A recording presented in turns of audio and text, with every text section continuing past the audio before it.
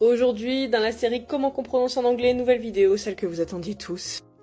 Quelle est la différence entre bitch et beach?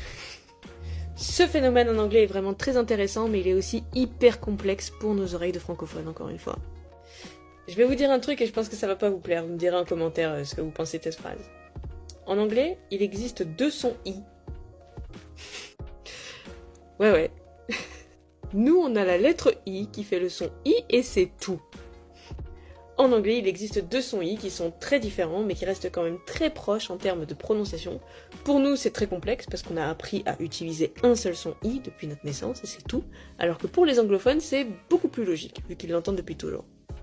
Pour nous, ça va vraiment nous demander un effort de concentration pour le comprendre et de prononciation pour réussir à faire la différence.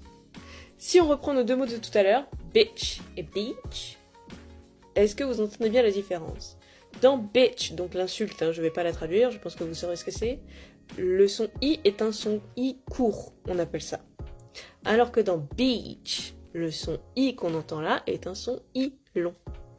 Attention, je dis bien le son I parce que la lettre I n'est là qu'une seule fois, mais le son I est bien présent deux fois. Celui qui ressemble le plus à notre I français, c'est celui-là, c'est le I long, beach.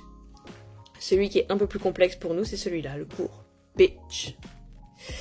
Et c'est bien là où le bas blesse, parce que la lettre I qui est présente dans le mot bitch ne se prononce pas comme notre I à nous. C'est celui-là qui se prononce beaucoup plus comme notre I à nous.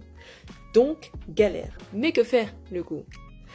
Ce que je vous conseille, c'est d'essayer de vous rapprocher un maximum d'un son E pour celui-là. C'est pas tout à fait un E, mais on y est presque.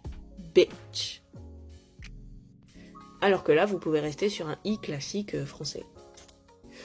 Autre paire de mots pour illustrer cet exemple, slip et sleep. To slip, ça veut dire glisser. To sleep, ça veut dire dormir. Slip, sleep. Vous entendez la différence? C'est la même différence qui existe entre it et eat. It qui est le ça ou cela, et eat qui est le verbe manger. C'est pour ça souvent qu'on se fait griller en tant que francophone, parce que au lieu de dire it is beautiful, je vais dire it is beautiful. Vous voyez la différence? It is beautiful. Allez, je vous laisse pratiquer, n'hésitez pas à vous entraîner, à m'envoyer vos plus belles vidéos de prononciation.